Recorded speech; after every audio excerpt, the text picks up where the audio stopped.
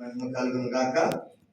మీ అందరికీ మన ప్రభువైన యేసుక్రీస్తు నామములో క్రిస్మస్ శుభములు.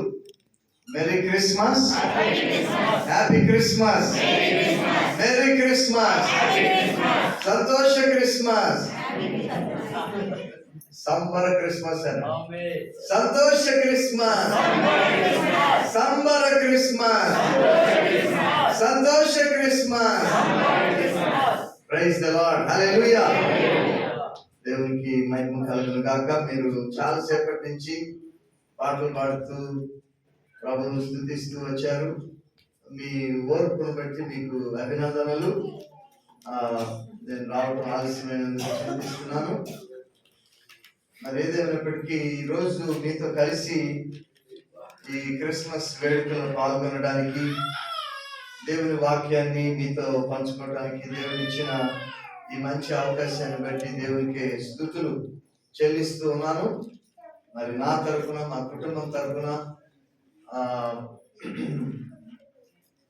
అసెంబ్లీస్ ఆఫ్ గాడ్ సహవాసం తరఫున మీకు క్రిస్మస్ శుభాకాంక్షలు మరొకమారు హృదయపూర్వకంగా తెలియచేస్తూ ఉన్నాను. మరి నన్ను ప్రేమతో ఆహ్వానించి ఈ అవకాశాన్ని నాకు కల్పించిన దైవదాసురాలు మణిమ్మ గారికి, పాస్టర్ గారికి నా హృదయపూర్వకమైన ధన్యవాదాలు. అలాగే ఈ కార్యక్రమంలో పాల్గొని తన వంతులో ప్రభువును మహిమపరుస్తున్న దైవ సేవకులు రెవరెండ్ థామస్ గారికి నా హృదయపూర్వకమైన ధన్యవాదాలు. మరి ఈ రోజున మంచిర్యాల పట్టణానికి రావటం, ఈ షకీనా అసెంబ్లీ ఆఫ్ గాడ్ సంఘస్థులైన మీతో కలిసి ఉండటం చాలా సంతోషం. మంచిర్యాలకు మరి చాలా సార్లు గతంలో రావటానికి దేవుడు కృప చూపించాడు. మంచిర్యాల పట్టణంతో చాలా అనుభవాలు ఉన్నాయి. ఈ సంఘంతో మరి దైవజనులు కీర్తి శేషులు జోనాథన్ అయ్య గారిని గుర్తు చేసుకోకుండా ఉండలేం. నాకు ఎంతో సన్నిహితులైనటువంటి దైవ సేవకులు. మరి తరచుగా నన్ను ఆహ్వానించేవారు. ఆయా సందర్భాల్లో వచ్చి మరి మీ మధ్య వాక్య పరిచర్య చేసేవాడిని. అసలు మీరెవరో మాకు తెలియదండి, ఇదే మొదటిసారి అన్నవారు చేయి పైకి చూపించండి. నేను అందరికీ తెలుసా నేను? Okay, very good. కొంతమంది ఉన్నారు. Good to see newcomers. అలాగే మరి సులన్ గారు, అలాగే మరి సూర్యకళ సిస్టర్, చంద్రకళ కదా, చంద్రకళ సిస్టర్, మీ అందరిని చూడటం చాలా సంతోషం. దేవునికి స్తోత్రం, హల్లెలూయా. మనము కొద్ది నిమిషాలు దేవుని వాక్యాన్ని ధ్యానం చేసుకుందాం. కొద్ది నిమిషాలు దేవుని వాక్యాన్ని ధ్యానం చేసుకుందాం. దానికంటే ముందు చిన్న ప్రార్థన చేసుకుందాం.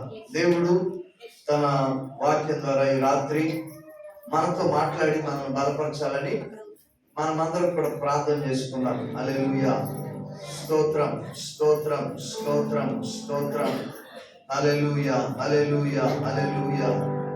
పరమ తండ్రి, పరిశుద్ధుడా, మహోన్నతుడా, నీకు వందనాలు, స్తోత్రాలు. ఈ రోజును బట్టి నీకు స్తుతులు, ఈ సమయాన్ని బట్టి నీకు వందనాలు. మా ప్రభువా, షకీనా అసెంబ్లీ ఆఫ్ గాడ్ సంఘాన్ని బట్టి నీకు స్తోత్రాలు. ఈ సంఘ వ్యవస్థాపకులు నాయన, నీ ప్రియ సేవకులు కీర్తి శేషులు జోనాథన్ అయ్య గారిని బట్టి నీకు వందనాలు. వారిని గుర్తు చేసుకుంటూ నేను స్తుతిస్తూ ఉన్నాను నాయన. మా ప్రభువా, నీ దాసురాలు మణిమ్మ గారిని ఇక్కడ నిలవబెట్టి నీ పాత్రగా మీరు ఉపయోగించుకుంటున్నందుకు నీకు లెక్కలేని స్తోత్రాలు నాయన. సంఘస్థులు ఒక్కొక్కరిని బట్టి నీకు వందనాలు. వారిలో ప్రభువా నాయన, మా ప్రభువా నాయన, ఇక్కడ మా తండ్రి కొత్తగా ఉన్న వారిని బట్టి, కొత్తగా చేరిన వారిని బట్టి కూడా నీకు వందనాలు. మా ప్రభువా, మా తండ్రి, ఇప్పటి వరకు ఈ కార్యక్రమంలో నీ సన్నిధిని తోడుగా ఉంచి నడిపించినందుకు నీకు స్తోత్రాలు. ఇప్పుడు ప్రభువా, ఈ నీ దాసుని మీరు మీ పాత్రగా ఉపయోగించుకోండి. నీ సందేశాన్ని ప్రభు నాయన మాకు వినిపించి మమ్మల్ని బలపరచమని ప్రార్థిస్తున్నాం.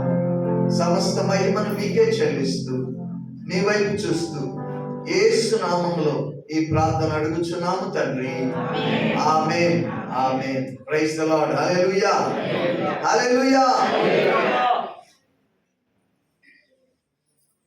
క్రిస్మస్ లోకానికి ఒక గొప్ప నిరీక్షణ తీసుకొచ్చింది. ఎందుకంటే క్రిస్మస్ కు ముందు ఈ లోకంలో పరిస్థితి ఏమాత్రం కూడా ఆశాజనకంగా లేదు. మనకు పాత నిబంధనలో చివరి ప్రవక్త మలాకి, అలాగనే మరి కొత్త నిబంధనలో మొదటి పుస్తకం ఏంటిది మత్తయి. మన బైబిల్లో మలాకికి మత్తయికి మధ్యలో మరి 2 తెల్ల పేజీలు ఉంటాయి, కానీ వాస్తవంగా చరిత్రలో అది నల్ల పేజీలు. ఎందుకంటే మలాకీకి మత్తయికి మధ్యలో ఉన్న 400 సంవత్సరాల కాలాన్ని చీకటి కాలం అని పిలిచారు, డార్క్ పీరియడ్. ఎందుకని చీకటి కాలము? ఎందుకంటే వెలుగు లేదు, దేవుని వాక్య వెలుగు లేదు, దేవుని స్వరము వినబడలేదు. మలాకి పాత నిబంధనలో చివరి ప్రవచన స్వరం. ఆ తర్వాత 400 సంవత్సరాల పాటు యెహోవా ఇలాగూ సెలవిచ్చుచున్నాడు, యెహోవా వాక్కు ఇదే అని చెప్పిన వారు లేరు, దేవుని వాక్యం వినబడలేదు. అందుకే ఆ కాలాన్ని మరి నిశ్శబ్ద కాలం అని కూడా అన్నారు, సైలెంట్ పీరియడ్ అని కూడా అన్నారు. దేవుని వాక్యములో వెలిగించే శక్తి ఉంది. దేవునికి స్తోత్రం, హల్లెలూయా. అందుకే బైబిల్లో ఏమనుంది? నీ వాక్యము వెల్లడి అగుట తోడనే వెలుగు కలుగును. దేవునికి స్తోత్రం, హల్లెలూయా. ఆయన వాక్యం మన పాదములకు దీపము, మన త్రోవకు వెలుగు.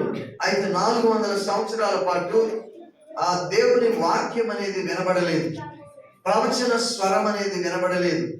అందుకని ఆ కాలాన్ని చీకటి కాలం అన్నారు. అయితే ఆ చీకటి సమయంలో, ఆ చీకటి రాత్రిలో ప్రకాశించింది ఒక తార, అదే క్రిస్మస్ తార. దేవునికి స్తోత్రం, హల్లెలూయా. దాంతో ఒక గొప్ప వెలుగు ప్రకాశించింది, లోకానికి ఒక గొప్ప నిరీక్షణ వచ్చింది. మీరు దేన్ని ఇష్టపడతారు? చీకటిని ఇష్టపడతారా, వెలుగుని ఇష్టపడతారా? చెప్పండి. వెలుగుని ఇష్టపడతామండి అన్నవారు చేయి పైకెత్తండి. దేవునికి స్తోత్రం చెప్పండి, హల్లెలూయా, హల్లెలూయా. ఒకప్పుడు విద్యుత్ శక్తి లేనటువంటి రోజులు, ఎలక్ట్రిసిటీ ఉండేది కాదు. అప్పుడు గుడ్డి దీపాల వెలుగులో జీవితం గడుపుతూ ఉండేవారు. అయితే ఎలక్ట్రిసిటీ వచ్చిన తర్వాత, ఈ విద్యుత్ శక్తి వినియోగం మనకు అలవాటు అయిన తర్వాత, 1 సెకండ్ కరెంట్ లేకపోతే చెప్పండి రాత్రిపూట ఎట్లా ఉంటుంది? చీకటి. ఎంతో సంతోషంగా ఉంటుందో మీకు? ఎంత కొనుక్కుంటారో, ఎంత చదువుకుంటారో, ఆ ఎలక్ట్రిసిటీ డిపార్ట్మెంట్ వాళ్ళు ఎంతగా దీవిస్తారు. మరి ఎంత అసహనంగా, ఎంత చిరాగ్గా అటు ఇటు తిరుగుతా, లేకపోతే ఎన్ని రకాలుగా అనుకుంటారో చెప్పక్కర్లేదు, అది మీ అందరికి తెలుసు. అలాగూ చాలా సేపటి తర్వాత కరెంట్ వచ్చింది అనుకోండి, ఎలా ఉంటుంది? సంతోషంగా ఉంటుంది, ఒక రిలీఫ్ గా ఉంటుంది. అవునా కాదా? అమ్మయ్య అన్నట్టు ఉంటుంది. కొంతమంది ఏమంటారంటే కరెంట్ వస్తే కళ్ళు వచ్చినట్టు ఉందంట ఉంటారు.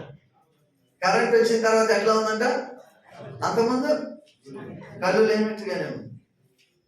అలాగే ఒకప్పుడు మరి ప్రపంచంలో, లోకములో దేవుని వాక్య వెలుగు అనేది లేకుండా ఒక నిశీదిగా, ఒక రాత్రిగా, ఒక చెమ్మ చీకటిగా ఉన్నటువంటి పరిస్థితి. అయితే ఆ చీకటి తెరలు తొలగిస్తూ దైవ కుమారుడు ఈ లోకంలోకి వచ్చాడు. అందరూ చప్పట్లు కొట్టి దేవుని హల్లెలూయా, హల్లెలూయా. ఆయన గొప్ప నిరీక్షణను మానవాళికి తీసుకొచ్చాడు. అందుకే క్రిస్మస్ మనకు ఒక గొప్ప నిరీక్షణ కలిగించే ఘట్టం. నా ప్రియ సోదరి సోదరులారా, ఈ రాత్రి మనము ఈ క్రిస్మస్ గురించి మనం ఆలోచన చేస్తూ, మనము ఈ క్రిస్మస్ వలన బలం పొందుకోవాలి. మనం ఇక్కడ చేరింది ఎందుకంటే ఈ క్రిస్మస్ వలన మనము ధైర్యం తెచ్చుకోవాలి. మనము ఎలాగైతే ఈ మందిరంలోకి వచ్చామో మరలా అలాగే తిరిగి వెళ్ళిపోవద్దు. మనము దేవుని వాక్యం చేత బలపరచబడి, ధైర్యపరచబడి, నిరీక్షణతో నింపబడి ఇక్కడి నుంచి వెళ్ళాలి. దేవునికి స్తోత్రం. హల్లెలూయా, హల్లెలూయా. క్రిస్మస్ ఎలాగూ నిరీక్షణ తీసుకొస్తుంది? క్రిస్మస్ మనకి ఇచ్చేటువంటి ధైర్యం ఏమిటి, నిరీక్షణ ఏమిటి అని మనం కొద్దిసేపు పరిశీలన చేద్దాం. మొట్టమొదటిగా నేను మీతో చెప్పాలనుకున్న మొదటి విషయం ఏంటంటే, క్రిస్మస్ మీ దిశ మారుస్తుంది. దేవునికి స్తోత్రం. హల్లెలూయా, హల్లెలూయా. క్రిస్మస్ దిశ మారుస్తుంది. చూడండి, మత్తయి సువార్తలో, మత్తయి సువార్త తెరవండి దయచేసి. 2వ అధ్యాయము 12వ వచనం చదవండి. మత్తయి సువార్త 2వ అధ్యాయం 12వ వచనం. తరువాత హేరోదు నొద్దకు వెళ్ళవద్దని స్వప్నమందు దేవుని చేత బోధింపబడిన వారై వారు మరియొక మార్గమున తమ దేశమునకు తిరిగి వెళ్ళిరి. ఇంతకీ వారెవరు? వారు అనంది కదా, ఎవరా వారు? జ్ఞానులు. వారు హేరోదు దగ్గరికి ఎందుకు వెళ్ళాలి? అసలు వెళ్ళొద్దు అని దేవుడు చెప్తా ఉన్నాడు. ఎందుకు వెళ్ళాలి అసలు అనంటే, వారు ఆకాశంలో వెలసిన ఆ నక్షత్రాన్ని బట్టి యూదులకు ఒక గొప్ప రాజు పుట్టాడు అని తెలుసుకుని, ఆ దిశలో వారు పర్షియా దేశము నుండి శ్రమకొచ్చి ఎంతో శ్రద్ధతో, ఎంతో సమయం పట్టినా కూడా వారు ప్రయాణం చేస్తూ వచ్చారు. వారు ఇంటి దగ్గర బయలుదేరినప్పుడు ఏమని వారు అర్థం చేసుకున్నారు? ఒక రాజు పుట్టాడు. రాజు పుట్టాడు కాబట్టి రాజును దర్శించుకోవాలంటే, ఆ పుట్టిన రాజును దర్శించుకోవాలంటే రాజు ఉండే చోటికి వెళ్ళాలి కదా. రాజు ఎక్కడ ఉంటాడు? రాజగృహంలో ఉంటాడు, అంతఃపురంలో ఉంటాడు. రాజు ఉండే ఇల్లుని అంతఃపురం అంటారు, ప్యాలెస్ అంటారు. మరి అక్కడికి అందుకని వాళ్ళు అలా అనుకుని ఆ హేరోదు దగ్గరికి వెళ్ళిపోయారు, రాజభవనంలోకి వెళ్ళిపోయారు. వెళ్ళిపోయి ఎవరిని అడిగారు? ఏకంగా హేరోదుని అడిగారు. ఏమని? యూదుల రాజుగా పుట్టినవాడు ఎక్కడున్నాడు? మేము ఆయన్ను పూజించడానికి వచ్చాము అని చెప్పేసరికి హేరోదుకి పక్కలో బాంబు పడినట్టాయి. ఓకే, ఎందుకంటే హేరోదు ఒక అధికార కాంక్షాపరుడు. పదవి వ్యామోహము చాలా ఎక్కువ హేరోదుకి. మరి తాను చనిపోయే వరకు ఆ పదవి పట్టుకుని వేలాడాలనుకునేవాడు. ఆ కుర్చీ ఎవరైనా తన నుంచి కాజేస్తారేమో అని చాలా జాగ్రత్త పడేవాడు. ఎంత జాగ్రత్త పడేవాడంటే, అవసరమైతే ఎవరైనా తనకు మరి తన అధికారానికి ఎదురొస్తారు, తన కుర్చీకి ఎసరు పెడతారు అనుకుంటే వాళ్ళని అంతం చేసేసేవాడు.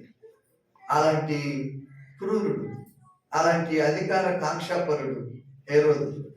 ఆ హేరోదు తన కుటుంబస్తులను కూడా చంపడానికి వెనకాడలేదు. తన కుమారుణ్ణి చంపించాడు, తన అత్తను చంపించాడు, తన బావమరుదిని చంపించాడు. మరి అత్తగారు ఏం చేశాడు మనకు తెలియదు. మరి ఆ విధంగా ఆ హేరోదు తన కుటుంబస్తుల్లో ఎవరినైనా చంపడానికి వెనకాడేవాడు కాదు, తన అధికారం నిలబెట్టుకోవటం కోసం. అలా ఉంటారా కొంతమంది? చెప్పండి. అధికార కాంక్ష ఉంటుందా కొంతమందికి? నీకుందా? Very good, very good. Yesayya మనుషుల పోలికగా పుట్టి ఏ స్వరూపం ధరించుకున్నాడు? ఏ అధికార స్వరూపం ధరించుకోలేడా? అందుబాటులో లేదా? అది అయిపోయింది, బుక్ అయిపోయింది. అది లేదు కదా.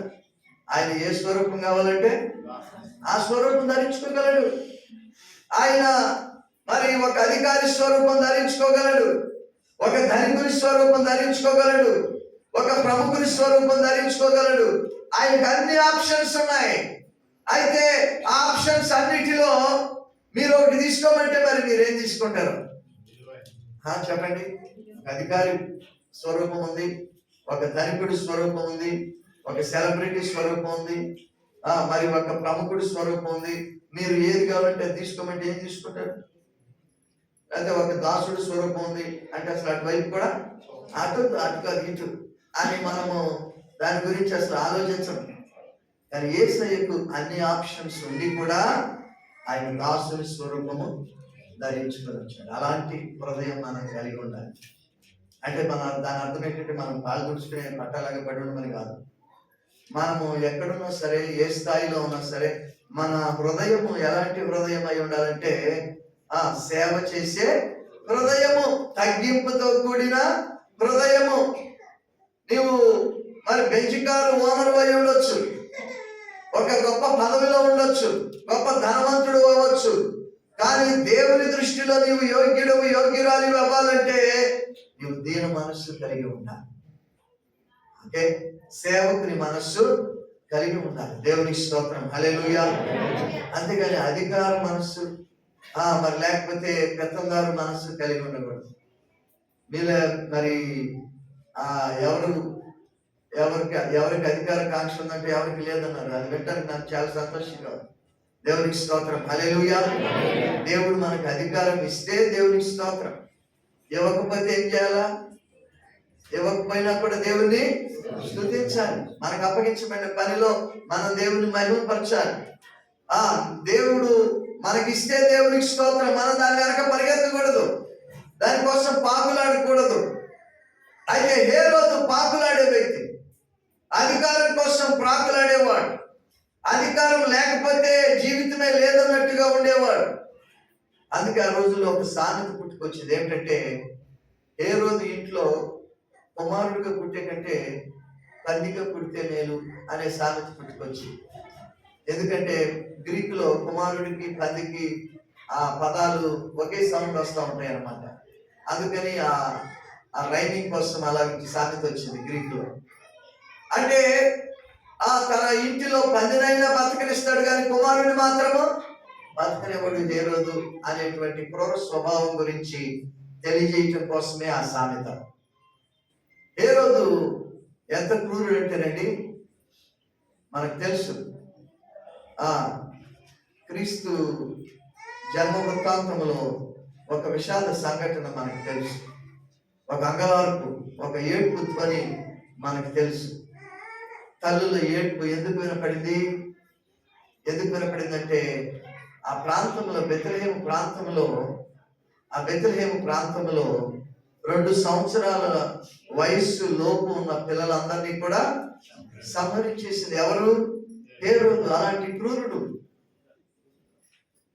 హేరోదు ఒక ప్లాన్ వేసాడంట. నేను ఇంత చెడ్డవాడిని కదా, నేను చనిపోయినప్పుడు అందరూ పండగ చేసుకుంటారు కానీ ఎవరు ఏడవరు. ఇంత దుర్మార్గుడు చనిపోయాడు, వదిలిపోయింది అనుకుంటారు. నేను చనిపోయినప్పుడు ఎవరు ఏడవరు. మరి చక్రవర్తి చనిపోయాడు, రాజు చనిపోయాడు, ఏడవలేదు అంటే ఎంత అది పరువు తక్కువ అని అతడు ఒక ఆలోచన చేశాడంట. తనకు సన్నిహితులుగా ఉండేటువంటి కొంతమంది అధికారులను పిలిచి తాను చనిపోయే ముందు వాళ్ళతో చెప్పాడంట. ఏమనంటే, నేను ఇంకా చనిపోతాను అనంగా మీరేం చేస్తారంటే వెళ్ళి కొంతమందిని చంపేసేయండి పట్టణంలో అని చెప్పాడు. ఊరికినే చంపేసేయండి నిష్కారణంగా. ఎందుకంటే మరి ఆ చనిపోయిన వారి ఇంట్లో ఆ రోజు ఏడుస్తూ ఉంటారు కదా. మరి వేరే వాళ్ళు ఏమనుకుంటారు? రాజుగారు చనిపోయాడు ఏడుస్తున్నారు అనుకుంటారు. ఆ రకంగా ఏడ్చే వాళ్ళు ఉండాలి. ఎందుకంటే నేను చనిపోయినప్పుడు ఎవరు ఏడవరు, అట్లయినా ఏడుపులు ఉంటాయి అని అలాంటి చనిపోతూ కూడా కొంతమందిని చంపించేశారు. అలాంటి దుష్టుడు హేరోదు. ఆ హేరోదు దగ్గరకు వెళ్ళారు వీళ్ళు జ్ఞానులు. వీళ్ళు సొంత జ్ఞానంతో ఆలోచించారు. రాజు అంటే రాజగృహంలో పడతాడు కాబట్టి అక్కడే ఉంటాడు అనుకుని వెళ్ళారు. అయితే నా ప్రియ సోదరి సోదరులారా, అది ఎంత విపరీతమైన నిర్ణయం అయిందో తర్వాత తేటపడింది. అందుకే మనము దేవుని జ్ఞానాన్ని అనుసరించాలి. దేవునికి స్తోత్రం, హల్లెలూయా. సొంత జ్ఞానాన్ని కాదు, మన సొంత జ్ఞానాన్ని దేవుని జ్ఞానానికి లోబర్చాలి. మన సొంత జ్ఞానాన్ని దేవుని జ్ఞానానికి లోబరిచి దేవుని జ్ఞానం చొప్పున నడుచుకోవాలి. నా ప్రియ సోదరి సోదరులారా, దేవుని జ్ఞానం ప్రకారం నడుచుకోవటానికి నువ్వు ఇష్టపడుతున్నావా? అబ్బాయి లేచేటప్పుడు జాగ్రత్త. దేవుని జ్ఞానం ప్రకారం నడుచుకోవటానికి ఇష్టపడుతున్నారా? నా ప్రియ సోదరి సోదరులారా, ఆ జ్ఞానులు ఆ హేరోదును కలిసినప్పుడు హేరోదు మరి తన అందుబాటులో ఉన్న శాస్త్రుల చేత పరిశోధన చేయించాడు. ఎక్కడ పుడతాడో చూడండి లేఖనాల్లో అని అంటే వాళ్ళు చెప్పారు బెత్లెహేములో పుడతాడండి, యూదుల రాజు అని ఉంది అని అంటే, అప్పుడు ఈ జ్ఞానులు ఏం చేశారంటే బెత్లెహేముకు వెళ్ళారు. వెళ్ళేటప్పుడు వాళ్ళతో చెప్పాడు ఈ హేరోదు, మీరు వెళ్ళి ఎక్కడ ఆ బాలుడు ఉన్నాడో చూసి ఆ అడ్రస్ అది తెలుసుకుని వచ్చి నాకు చెప్తే నేను కూడా వెళ్ళి ఆయన పూజించే రకమైన హేరోదు వంటిదే ఊరికినే మోసం అన్నమాట. అట్లా చెప్తే వాళ్ళు తిరిగి వచ్చి చెప్తారని. ఇతను చేస్తే గీస్తే ఏం పూజ చేస్తాడంటే బయట పూజ చేస్తాడు. ఆ బాలయేసుని ఎలాగైనా అంతమొందించాలనే కుట్ర హేరోదుది. అయితే ఈ జ్ఞానులకు అది తెలియలేదు. ఈ జ్ఞానులు హేరోదును నమ్మేశారు. వాళ్ళు బెత్లెహేము వెళ్తారు, మనం బెత్లెహేము వెళ్ళాలి, మరి ఆ రాజును చూడాలి, దర్శనం చేసుకోవాలి, మళ్ళీ వెనక్కి వచ్చి ఎవరు చెప్పాలి? హేరోదు గారికి చెప్పాలి, రాజు గారికి చెప్పాలి. అప్పుడు రాజుగారు మన మీద ఏమేస్తాడు? పూలమాలలు వేస్తాడు, లేకపోతే ముత్యాల హారాలు వేస్తాడు, మనకి మంచిగా ఈనామట చెప్తాడు అని మంచి ఖుషిగా వెళ్తున్నారు బెత్లెహేము. వెళ్ళారు, చూశారు, బాలయేసును చూశారు, ఆరాధించారు, కానుకలు అర్పించారు. ఇంకా ఏమనుకుంటున్నారు? ఇక రాజుగారి దగ్గరికి వెళ్దాం అనుకుంటున్నప్పుడు దేవుడు వారితో మాట్లాడుతున్నాడు. దేవునికి స్తోత్రం, హల్లెలూయా. దేవుడు బోధిస్తున్నాడు. దేవుని చేత బోధింపబడిన వారై అనే మాట మనం చూస్తున్నాం. దేవుడు బోధించి ఏం చెప్తున్నాడు? దేవుడు ఎందుకు బోధించాడో తెలుసిన? వారు ఆయన దగ్గరకు వచ్చి పూజించారు కాబట్టి ఆయనకు బోధించాడు. ఇప్పటిదాకా మీరు ఏం చేశారు? ఆరాధించారు కాబట్టి ఇప్పుడు దేవుడు మీకు బోధిస్తున్నాడు. దేవునికి స్తోత్రం, హల్లెలూయా. వాళ్ళు ఆరాధించిన తర్వాత దేవుడు వారికి బోధిస్తున్నాడు. దేవుని చేత బోధింపబడిన వారై ఏమని బోధించాడు దేవుడు వారికి? ఓ జ్ఞానులారా, లేకపోతే జ్ఞానులారా. వాళ్ళు ఏమనుకున్నారంటే వారి జ్ఞానంతో తిరిగి హేరోదు దగ్గరికి వెళ్ళాలనుకుంటున్నారు. ఇప్పుడు దేవుడు ఏమంటాడంటే, ఓ జ్ఞానులారా, మీరు వచ్చిన దారిన వెళ్ళొద్దు. ఎక్కడి నుంచి అయితే వచ్చారు అక్కడికి మరలా హేరోదు దగ్గరికి వెళ్ళొద్దు. మీరు వేరే రూట్ తీసుకోండి, వేరే దారిలో వెళ్ళండి. రాత్రి నేను మిర్యాలగూడలో ఉన్నాను. మిర్యాలగూడలో క్రిస్మస్ కార్యక్రమంలో వాక్యం చెప్పడానికి మరి అక్కడ సంఘ కాపర్లు ఆహ్వానించారని వెళ్ళాను. అక్కడి నుంచి ఎలా వెళ్ళాలి అనుకుంటే సూర్యాపేట నుంచి వెళ్ళమన్నారు ఒక మంచిర్యాల. అయితే మరి ఆ సూర్యాపేట కొంచెం దూరం అవుతుందండి అని వేరే రూట్ చెప్పారు. అలా మరొక మార్గంలో వచ్చాను. మొత్తం మీద పగలంతా ప్రయాణం చేస్తూనే ఉన్నాం. అయితే ఈ జ్ఞానులు వారు మరి యొక్క మార్గంలో వెళ్ళమని ఎవరు చెప్పారు? వారికి దేవుడు చెప్పారు. అంటే ఏమైందంటే వాళ్ళ దిశ మారిపోయింది. దేవునికి స్తోత్రం, హల్లెలూయా, హల్లెలూయా. ఎవరు మార్చారు వారి దిశ? దేవుడే మార్చాడు. దేవునికి స్తోత్రం, హల్లెలూయా. క్రిస్మస్ నీ దిశ మారుస్తుంది. క్రిస్మస్ నీ డైరెక్షన్ మార్చడానికే దేవుడు ఏర్పాటు చేశాడు. మనుషులందరూ ఏ డైరెక్షన్ లో ఉన్నారు? సొంత డైరెక్షన్ లో ఉన్నారు. ఎక్కడ తీసుకెళ్తున్నది? బైబిల్ ఏమని చెప్తుంది? ఒకరి ఎదుట సరి అయినదిగా కనపడు మార్గము కలదు, అది తుదకు నాశనానికి దారితీస్తుంది. మనుషులు ఏమనుకుంటారంటే ఎవరికి వాళ్ళు నేను చేసేది రైటే అనుకుంటారు కదా. అవునా కాదు? ఎవరికి వాళ్ళకి నేను చేసేది రైటేగా అనిపిస్తుంది. కానీ దేవుని దగ్గరికి వస్తే కానీ తెలియదు అది రైటా కాదా అని. నీకు నువ్వు చెప్పుకోవడం కాదు నేను చేసేది రైట్ అని. ఎవరు చెప్పాలి? దేవుడు చెప్పాలి. నిన్ను నువ్వు మెచ్చుకోవటం కాదు. నీకు నీవు నీతిపరురాలు అనుకోవటం కాదు. పరిసయుడు అనుకునేవాడు తాను నీతిపరుడని అనుకునేవాడు, అతిశయించేవాడు. అలాగనే మరి సుంకరి మీద అతిశయించాడు. కానీ చివరికి దేవుడు ఎవరి నీతిమంతుడని తేల్చాడు? సుంకరి నీతిమంతుడని తేల్చాడు. కాబట్టి మనుషులు ఏమనుకుంటారంటే ఎవరికి వారు నేను గొప్ప వ్యక్తి, నేను సరైన వ్యక్తి, నేను చేసేది కరెక్ట్, మిగిలిన వాళ్ళు చేసేది తప్పు అని అనుకుంటారు. కానీ దేవుడు ఏమంటాడు నీ గురించి అనేది చాలా ప్రాముఖ్యం. మనుషులు వారి సొంత దారులు ఏర్పరచుకొని ఇదే సరి అయిన దారి, ఇదే నన్ను మోక్షానికి తీసుకెళ్లే దారి అని రకరకాల మార్గాల్లో నడుస్తూ ఉన్నారు. త్రోవ తప్పిపోతా ఉన్నారు. అసలైన దారి వదిలిపెట్టి వేరే రాంగ్ రూట్ లో పడి వెళ్తా ఉన్నారు. రాంగ్ రూట్ లో వెళ్తే ఎప్పటికైనా ఇంటికి వెళ్తామా? చెప్పండి. రాంగ్ రూట్ లో ఇప్పుడు చర్చి నుంచి బయలుదేరిన తర్వాత మీరు ఇటు బయలుదేరారు అనుకోండి, మీరు ఇంటికి వెళ్తారా? చెప్పండి, వెళ్ళరు. మానవ జాతి అలాగే ఉంది తెలుసునా? మానవ జాతి ఏ దారిలో వెళ్తుందంటే నరకపు దారిలో వెళ్తాం. ఎంత విషాదకరమైన విషయము. ఏదైనా దేశానికి వెళ్ళాలంటే ఏం కావాలి? పాస్పోర్ట్ కావాలి, అఫ్కోర్స్. అలాగే వీసా కావాలి. పాస్పోర్ట్ ఉందంటే సరిపోదు కదా, వీసా కూడా కావాలి. వీసా లేకుండా నాకు డబ్బులు ఉన్నాయి, నాకు టైం ఉంది, నేను వెళ్ళాలనుకుంటున్నానంటే కుదరదు. ఆ దేశం వాళ్ళు మనకు అనుమతి ఇవ్వాలి రావడానికి, దాన్ని వీసా అంటారు. మరి కొన్ని దేశాలకు వీసా త్వరగా దొరకదు. కొన్ని దేశాలకి అయితే అక్కడికి వెళ్ళిపోయి వీసా తీసుకోవచ్చు. కొన్ని దేశాలకు వీసా చాలా కఠినం. మరి అమెరికాకు వీసా దొరక ఇబ్బంది పడే వాళ్ళు ఎంతో మంది ఉంటారు. అలాగే కొన్ని దేశాలకు వీసా వెంటనే దొరకదు.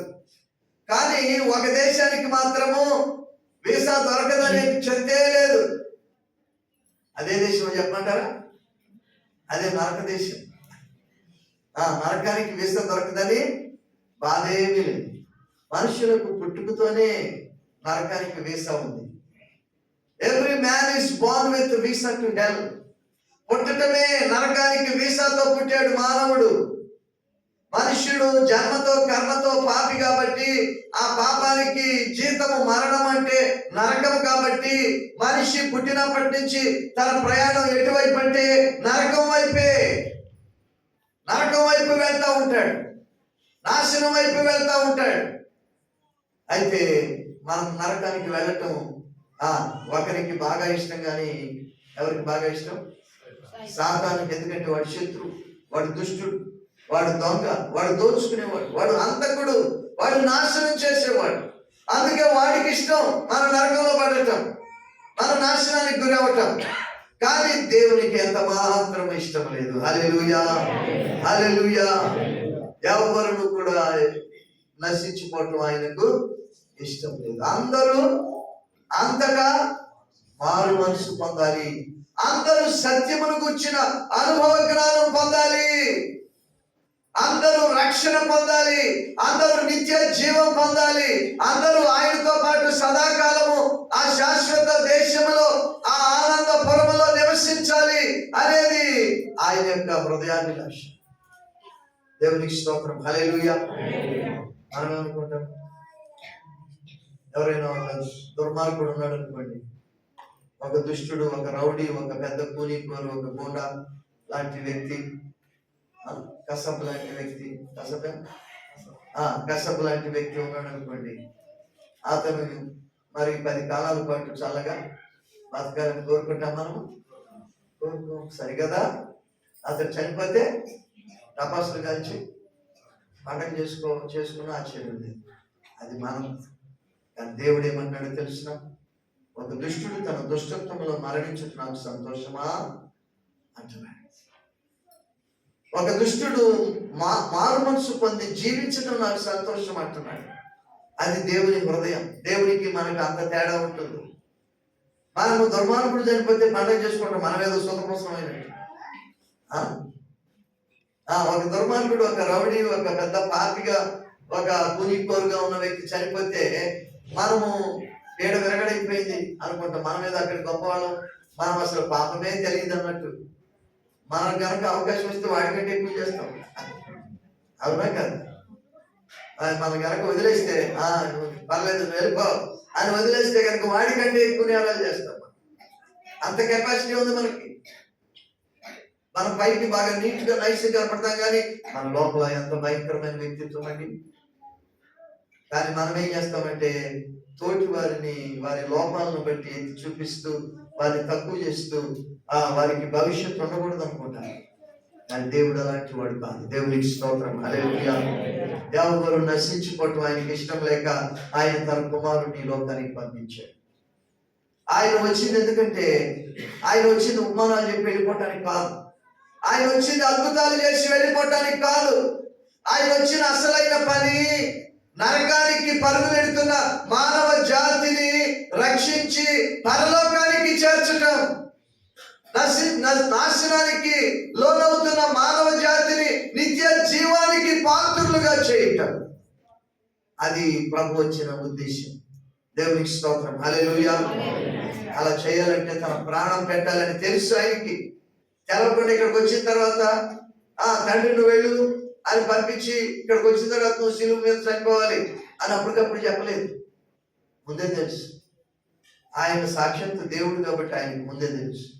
తాను ఇక్కడికి వస్తే ఎన్ని దెబ్బలు తినాలో, ఎన్ని కొరడాలు తన వీపు మీద గాయాలు చేస్తాయో, తన వంటి నిండా ఎన్ని గాయాలు అవుతాయో, ఎంత శ్రమ పొందాలో, ఎంత అవమానం పొందాలో, ఎంత దూషణ పాలవాలో ఆయనకు పరలోకంలో బయలుదేరక ముందే తెలిసి కూడా వచ్చాడు.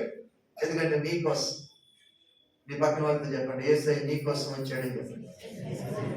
యేసయ్య నీ కోసం వచ్చాడు. మరి చెప్తారండి, నా కోసం వస్తాడు యేసయ్య? అందరి కోసం వచ్చాడు, నా ఒక్కదాని కోసం వచ్చాడా అని అనుకున్నారు లేదా మీరు? నా ఒక్కడి కోసం వచ్చాడా? ఎవరు? డాక్టర్ బిల్లి గ్రహం భక్తుడు ఏమన్నాడంటే, గొప్ప దైవజనుడు, మరి 2-3 ఏళ్ల క్రితం 99 ఏళ్ల వయసులో ప్రభునందు నిద్రించారు.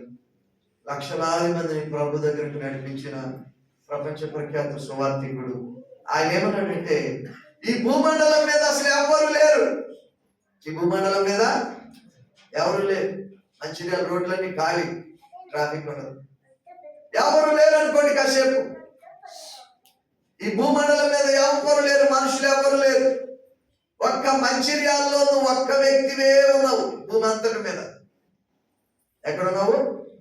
ఎంతమంది ఉన్నారు భూమి మీద ఇప్పుడు? ఎవరో ఒకరు. అది అందరూ చెప్పండి, నేనే. నీ ఒక్క వ్యక్తివే ఉన్నావు భూమండలం మీద, ఎవ్వరు లేరు. అయినా కూడా నీ కోసం కూడా వచ్చేవాడు యేసుక్రీస్తు అని చెప్పాడు ఆయన. దేవునికి స్తోత్రం, హల్లెలూయా. అందరూ చెప్పండి కొట్టి దేవునికి హల్లెలూయా, హల్లెలూయా.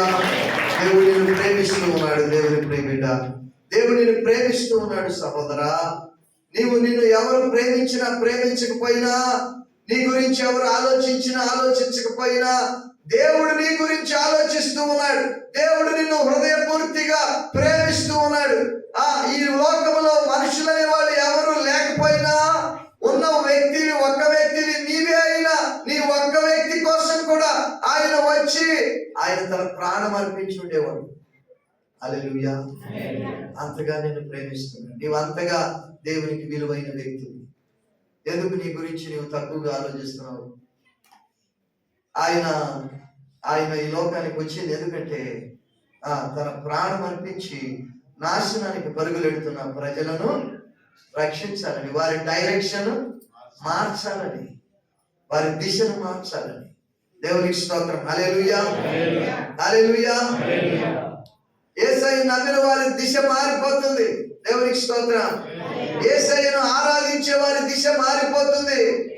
యేసయ్య మాట బోధ వినేవారి దిశ మారిపోతుంది. ఇంకా వారు నరకానికి కాదు వెళ్ళేది. ఎటు వెళ్తారు మరి? వారి ప్రయాణం ఎటువైపు? పరలోకం. మన వాళ్ళు పాటలు పాడుతూ ఉంటారు, పరలోకము నా దేశము నేనిలా యాత్రికుడం. ఈ పాట ఈ టైంలో పాడకూడదని ఏం లేదు. చూడండి, మనము పరలోక యాత్రికులం, మనము పరదేశులం, యాత్రికులం అని బైబిల్ చెప్తా ఉంది. దేవునికి స్తోత్రం, హల్లెలూయా. మన డైరెక్షన్ ఎటువైపు చెప్పండి? ఇప్పుడు పరలోకం వైపు. హల్లెలూయా. ఒకప్పుడు ఎటుండేది? నరకం వైపు ఉండేది, కానీ ఇప్పుడు పరలోకం వైపు వెళ్తున్నాం. హల్లెలూయా. ఇక నరకంతో మనకు సంబంధం లేదు. దేవునికి స్తోత్రం, హల్లెలూయా, హల్లెలూయా.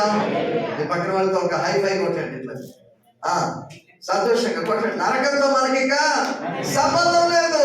హల్లెలూయా.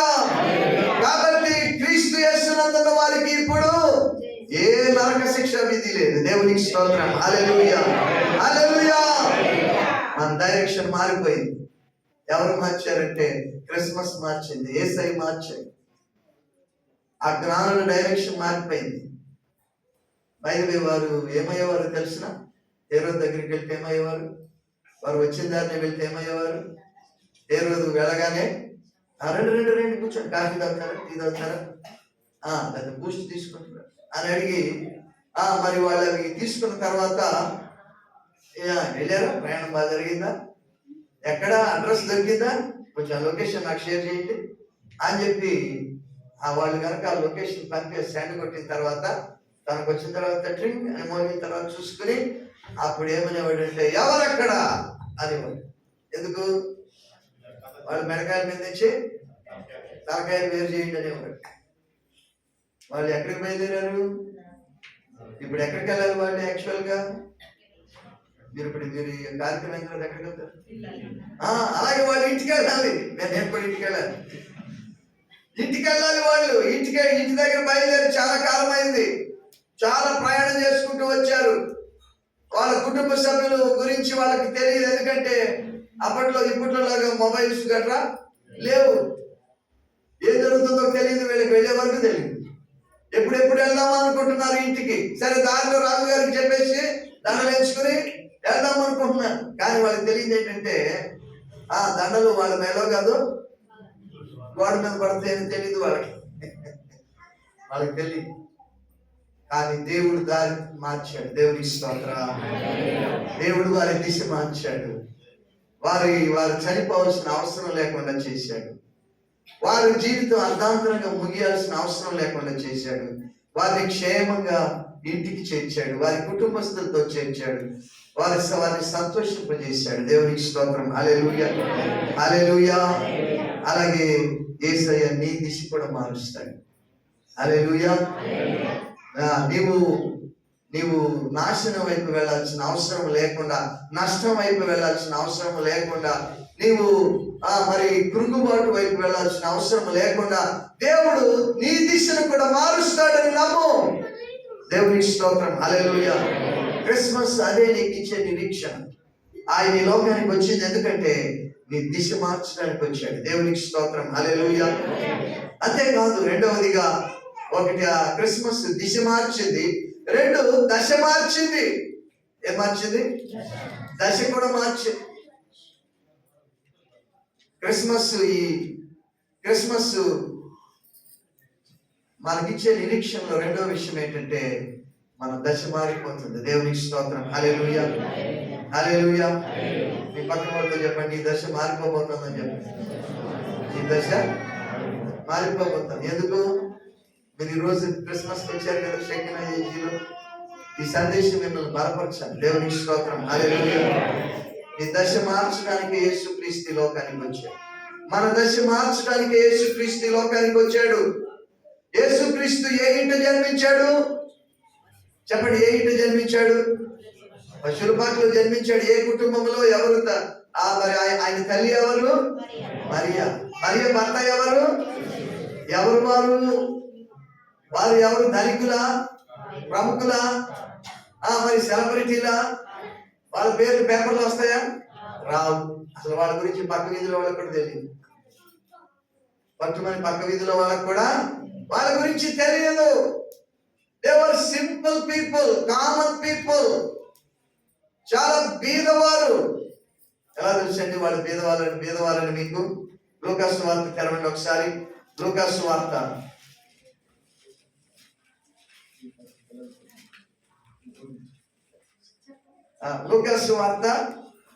లూకాసు వార్త రెండవ అధ్యాయము.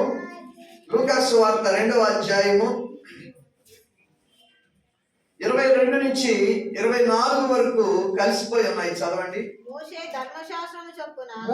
ధర్మశాస్త్రము చొప్పున వారు తమను శుద్ధి చేసుకుని దినములు గడిచినప్పుడు ప్రతి తొలిచూలు మగపిల్ల ప్రభువుకు ప్రతిష్ఠ చేయబడవలెను అని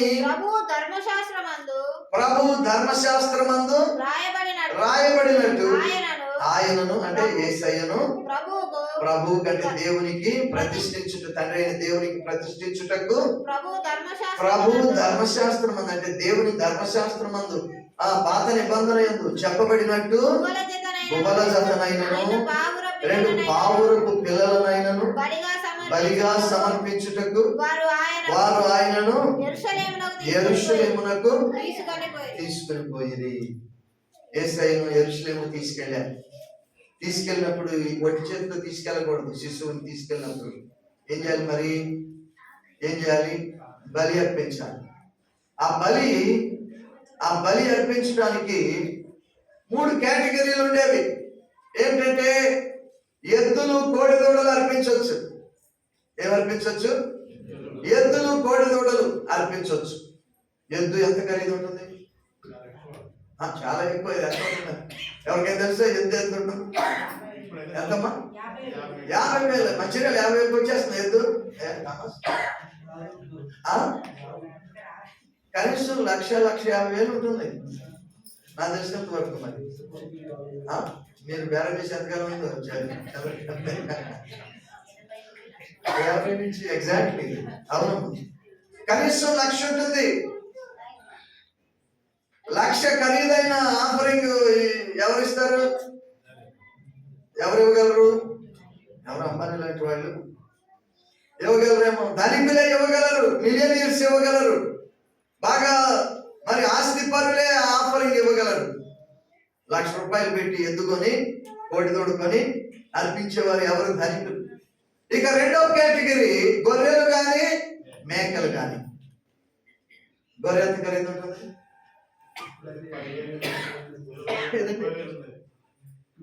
30,000. గొర్రె 30,000 ఉందా? పొట్టేలు 30,000 ఉంటుంది. అలాగే మేక 15-20. ఈ సీజన్ లో బాగా తెలుస్తుంది ఈ లెక్కలు. ఓకే, మరి 30,000 లేకపోతే 15,000 ఎవరు చెల్లించగలరు? ఎవరు అంత ఖర్చు పెట్టుకోగలరు అంటే మధ్య తరగతి వాళ్ళు, మిడిల్ క్లాస్ పీపుల్. మరి అంత ధనవంతులు కాదు వాళ్ళు, మరి అంత పేదవాళ్ళు కాదు, మిడిల్ క్లాస్. మరి మరియా యోసేపులు ఏం తీసుకొచ్చారు? ఎద్దునా, కోడిదూడనా, గొర్రెనా, మేకనా, పొట్టేనా? అక్కడ ఏమన్నా చూడండి. 2 పావురపు పిల్లలు. పావురాలు కూడా కాదు, పూర్తిగా పావురపు పిల్లలు, గువ్వలు. ఒక పావురం ఎంత ఉంటుందో? ఒక పావురం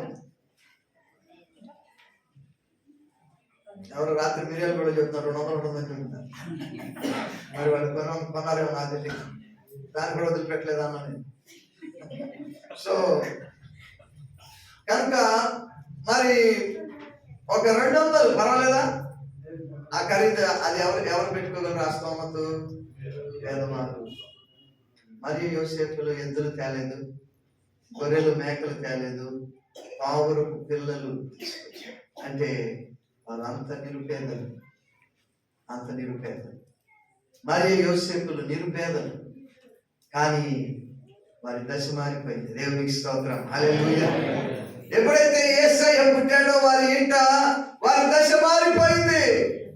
పక్క వీధికి కూడా తెలియని అనామకులు ఇప్పుడు ప్రపంచం అంతా తెలుసు. మరియా యోసేపులు తెలియని ఊరు ఉంటుందా? మరియా యోసేపులు తెలియని దేశం ఉందా ఎక్కడైనా? మీరు ఏ ఊరైనా వెళ్ళండి దేశంలో, అక్కడ మరియా, మేరీ అంటే ఎవరు, జోసెఫ్ అంటే ఎవరో అందరూ చెప్తారు. దేవునికి స్తోత్రం, హల్లెలూయా, హల్లెలూయా. పక్క వీధికి కూడా తెలియని ఈ అనామకులు, ఈ నిరుపేదలు ప్రపంచ ప్రఖ్యాతి ఎలాగంచారు?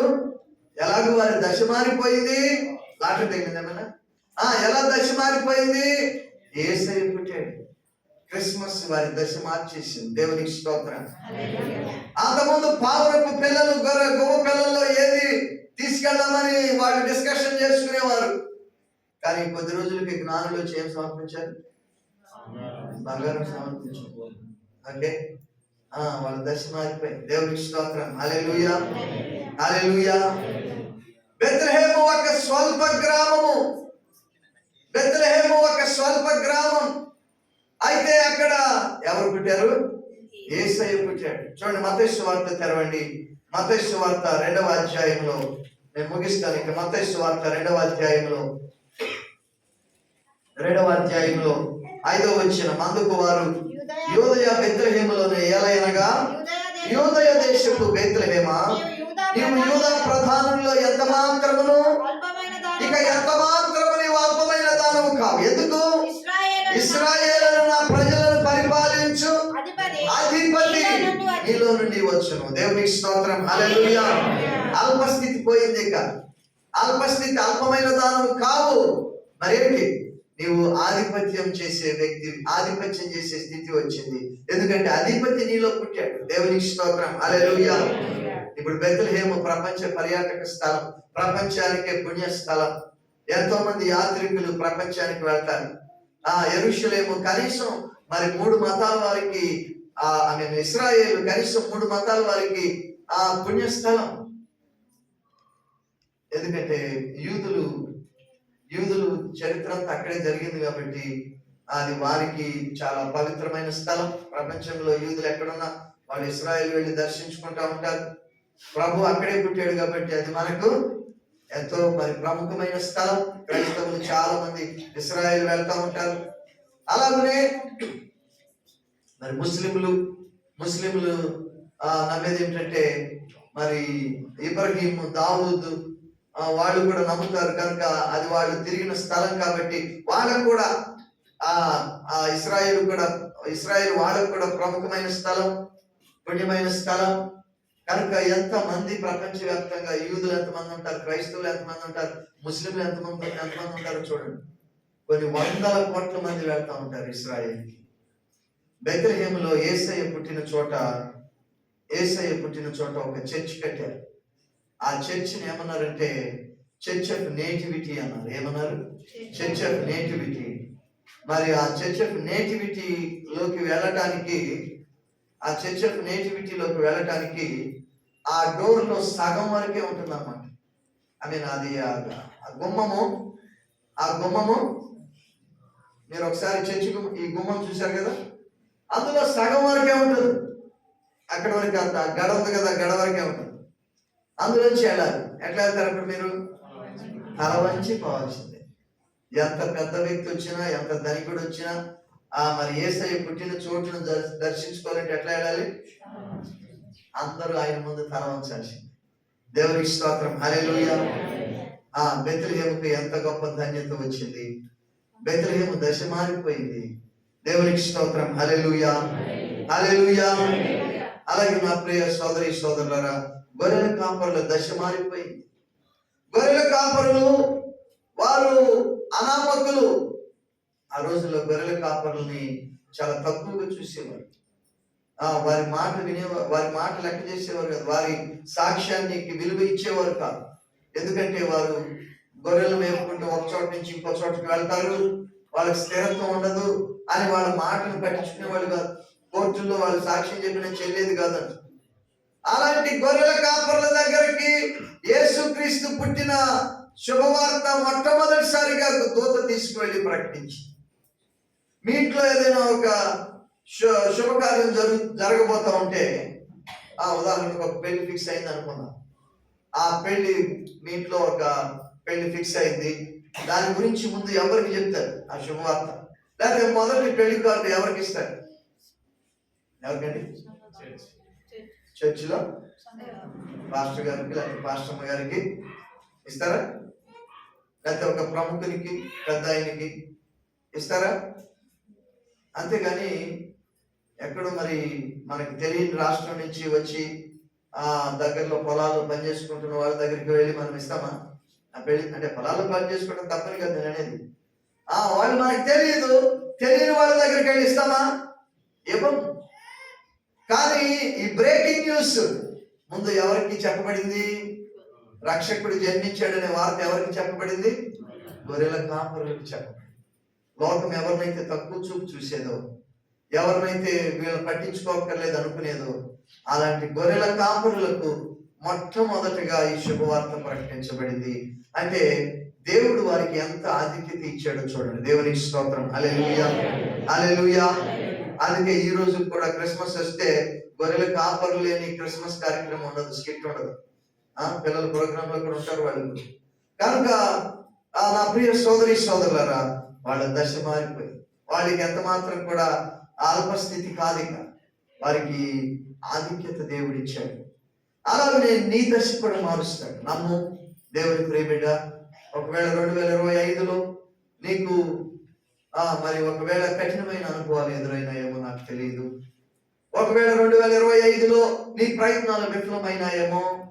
2025లో ఒకవేళ నీవు కన్నీరు కాల్చిన సందర్భాలు ఎక్కువగా ఉన్నాయేమో. ఒకవేళ 2025లో ఈ 12 నెలల కాలంలో నీవు మనసులో చింతించిన సందర్భాలు, బాధపడిన సందర్భాలు, అయ్యో అని నిట్టూర్పు విడిచిన సందర్భాలు ఎక్కువగా ఉన్నాయేమో నాకు తెలియదు. అయితే ఈ క్రిస్మస్ బట్టి నువ్వు ధైర్యం తెచ్చుకోవాలని దేవుని సేవకునిగా నీకు మనవి చేస్తూ ఉన్నాను. ఈ క్రిస్మస్ నిన్ను ధైర్యంతో నింపాలి. ఈ క్రిస్మస్ నిన్ను నిరీక్షణతో నింపాలి. ఈ క్రిస్మస్ నీకు ఒక క్రొత్త ఆశ నీలో పుట్టించాలి. దేవుని స్తోత్రం. హల్లెలూయా, హల్లెలూయా. ఎందుకంటే క్రిస్మస్ దిశ మారుస్తుంది, దశ మారుస్తుంది, నీ ఆశ తీరుస్తుంది. దేవునికి స్తోత్రం. హల్లెలూయా.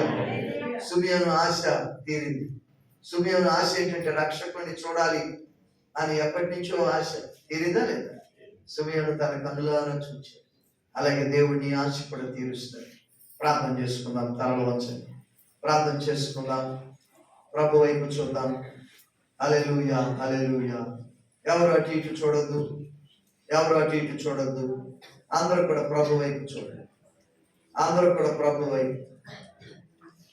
ఈ రాత్రి ప్రభు ఇక్కడ ఉన్నాడు. ప్రియ సోదర సోదరి, ఈ రాత్రి నీవు అనుకోకుండా ఇక్కడికి రాలేదని నీకు తెలుసా? ఈ రాత్రి ప్రభువే నిన్ను ఇక్కడ తీసుకొచ్చాడు. ఆయనను బలపరచాలని ఇష్టపడి ఆయనను ఇక్కడ తీసుకొచ్చాడు. నీవు ఆయనను స్తుతిస్తూ, పాటలు పాడుతూ, ఆరాధిస్తూ వచ్చావు కాబట్టి ఆ జ్ఞానులు ఆయన ఆరాధించిన తర్వాత ఎలాగైతే వారికి బోధించి వారిని బలపరిచాడు, వారికి భవిష్యత్తు ఇచ్చాడు, అలాగే ఈ రాత్రి నీకు తన బోధన వినిపించడానికి ఇక్కడ తీసుకొచ్చాడు. హల్లెలూయా. ఆయన నీ భవిష్యత్తును మార్చబోతూ ఉన్నాడు. ఆయన నీ దిశ మారుస్తాడు, నీ దశ మారుస్తాడు. ఇక నీవు అన్నిటికీ కూడా నాశనమునకు, నష్టమునకు సంబంధం లేదు. నీకు నిరాశకి ఇక సంబంధం లేదు. దేవుడు నీ దశను మార్చును గాక. దేవుడు నీకు ఉన్నత దశను అనుగ్రహించును గాక. దేవుడు నీకు నీ పరిస్థితుల్లో విజయాన్ని అనుగ్రహించును గాక. దేవుడు నీకు గొప్ప భవిష్యత్తును అనుగ్రహించును గాక. నీ కుటుంబస్తులతో కలిసి నీవు సంతోషించే దశను దేవుడు నీకు అనుగ్రహించును గాక. హల్లెలూయా, హల్లెలూయా, హల్లెలూయా. నిరాశ వదిలిపెట్టు దేవుని ప్రియబిడ్డ. ఈ క్రిస్మస్ సందర్భంగా ప్రభు పాదాల దగ్గర నీవు తీసుకొచ్చే నిరాశ, ఆ నిరాశ సంచి ఏదైతే ఉందో అది ఇక్కడ వదిలిపెట్టి వెళ్ళి దయచేసి. దాన్ని ఇక పట్టుకుని వెళ్ళదు 2026లోకి. ఎందుకంటే ఆయన నీ జీవితంలో ఇంతకు ముందు జరిగిన దానికి భిన్నంగా గొప్ప కార్యాలు జరిగించబోతూ ఉన్నాడు. గొప్ప సంగతులు నీ కన్నులారా నీవు చూసేటట్లు చేయబోతున్నాడు. నీ ప్రార్థనలకు జవాబు నీ కన్నులారా నీవు చూడబోతూ ఉన్నావు. సిమియోను ప్రార్థనలకు జవాబును తన చేతుల్లో కన్నులారా చూశాడు ఆయన. అలాగే ఆయన్ని ఆశ తీర్చబోతూ ఉన్నాడు. ధైర్యం తెచ్చుకో దేవుని ప్రియబిడ్డ. నిరీక్షణతో నింపబడు, సంతోషించు. ఈ క్రిస్మస్ ను బట్టి ఆయన నీ దిశ మారుస్తాడు, నీ దశ మారుస్తాడు, నీ ఆశ తీరుస్తాడు. హల్లెలూయా, స్తోత్రం. ప్రార్థన పూర్వకంతో అందరం కూడా నీ దిశను, దశను మార్చగలిగిన వాడు దేవుడు ఒక్కడు మాత్రమే. ఎవరికి వారి ప్రార్థన చేయండి. ఈ 2025 సంవత్సరం ఈ డిసెంబర్ మాసములో పరిశుద్ధాత్మ దేవుడు తన దాసులను ఎత్తి పట్టుకుని నీతో, మనందరితో దేవుడు మాట్లాడాడు. నువ్వు అనుకోవచ్చు, ఇంకా నా దిశ ఇంతేనేమో, నా దశ అంతేనేమో, ఇంకా మార్చబడదేమో నువ్వు అనుకుంటున్నావు. రేవా శాఖర పరిశుద్ధాత్మ దేవుడు తన దాసులను ఎత్తి పట్టుకొని, దేవాది దేవుడు నీతోనే మాట్లాడాలి రాత్రి. ఓ స్తోత్రం. అందరూ కూడా స్తోత్రాలు చెబుదాం. నీతో మాట్లాడిన దేవునితో మనమందరం ఉన్నాము. ఇదిగో పరిశుద్ధాత్మ సన్నిధి నిన్ను దర్శించింది. ఈ రోజున దేవుని మాట నిన్ను తాకింది. నీ స్థితిని మార్చబోతూ ఉన్నాడు.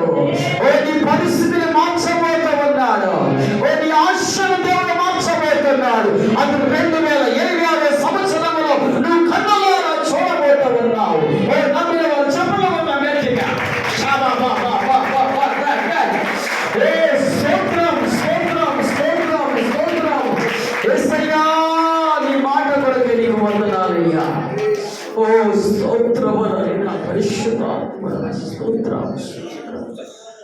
హల్లెలూయా. ఓ సహోదరుడా, సహోదరి, ఓ నీ దిశ అంతటిని దేవుడు మార్చబోతూ ఉన్నాడు ఈ క్రిస్మస్ దినం. ఓ స్తోత్రం స్తోత్రం స్తోత్రం స్తోత్రం. యూదా స్తుతి గోత్రపు సింహమా, యేసయ్యా నా ఆత్మీయ ప్రగతి నీ స్వాధీనమా, నీవే కదా ఆరాధన, నీవే కదా ఆరాధన, ఆరాధన స్తుతి ఆరాధన, ఆరాధన స్తుతి ఆరాధన, నీవే కదా ఆధారము, నీవే కదా ఆధారము, ఆరాధన స్తుతి ఆరాధన, ఆరాధన స్తుతి ఆరాధన, మా దిక్కు దిశలన్నీయు.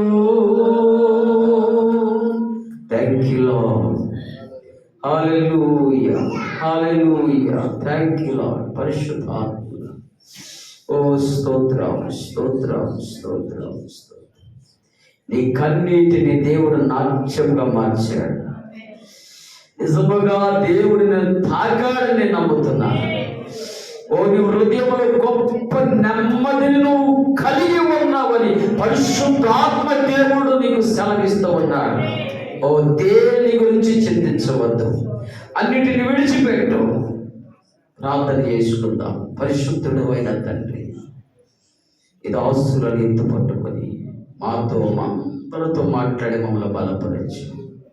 దేవుని ఉద్దేశము లేనిదే ప్రభా నీ దాసులను మీరు నడిపించలేదు. ఎదుగో నీ దాసులను ఎత్తు పట్టుకొని మీరు మాట్లాడిన ప్రతి మాటను బట్టి నీకు స్తోత్రాలు ప్రభా. జ్ఞానుల యొక్క ఆయన దిశను మార్చావు, మార్గము గుండా నడిపించావు.